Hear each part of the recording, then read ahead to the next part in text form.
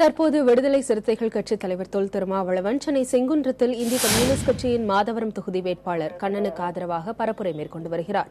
அந்த காட்சிகள். 3 முறை என்று 6 முறை ஆட்சி கட்டிலில் அதிமுக அமர்ந்து ராஜ்ய பரிமாரணத்தை நடத்தியிருக்கிறது.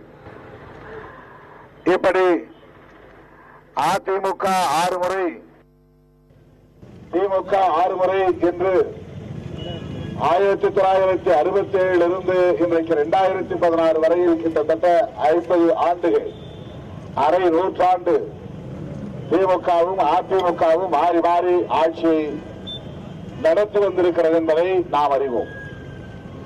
இப்படி ஒரு சூழலில் ஒரு புதிய அணி, மாற்று அணி, இடதுசாரிகளும் இடம்பெற்றிருக்கிற அணி, விடுதலை சிறுத்தைகளும் இடம்பெற்றிருக்கிற அணி, மறுமலர்ச்சி திராவிட முன்னேற்ற கழகம், தமிழ் மாநில காங்கிரஸ் கட்சி,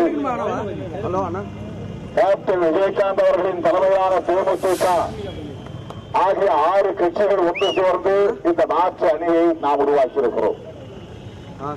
3 முக்கியமான காரணங்களுக்காக இந்த 6 கட்சிகள் ஒருங்கிணைந்திருக்கிறது.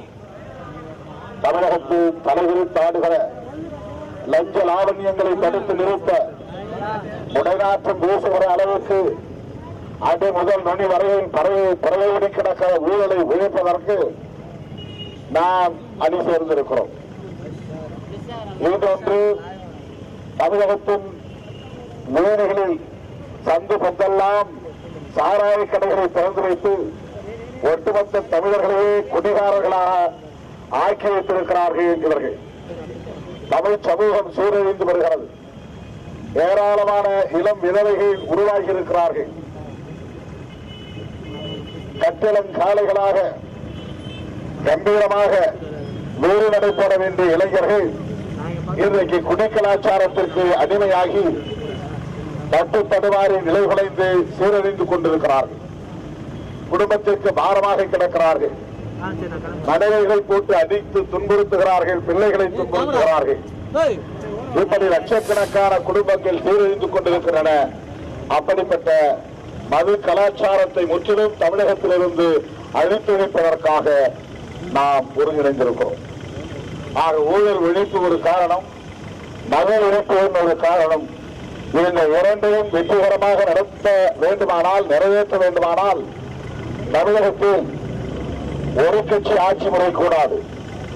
ஒரு கட்சி ஆட்சி முறை இருந்தால் தமிழகத்தில் மிக மோசமான அடிமை கலாச்சாரம் மேலோங்குகிறது, ஊழல் தலைவிரித்தாடுகிறது.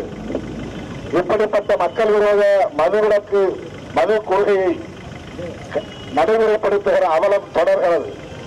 எனவே ஒரு கட்சி ஆட்சி முறை உயர வேண்டும், கூட்டணி ஆட்சி முறை மலர வேண்டும் என்கிற ஓர்ந்த கருத்தின் அடிப்படையில் கூட்டணி ஆட்சியை இந்த மண்ணில் நிறுவுவோம் என்பதுதான் 3வது நிலைப்பாடு.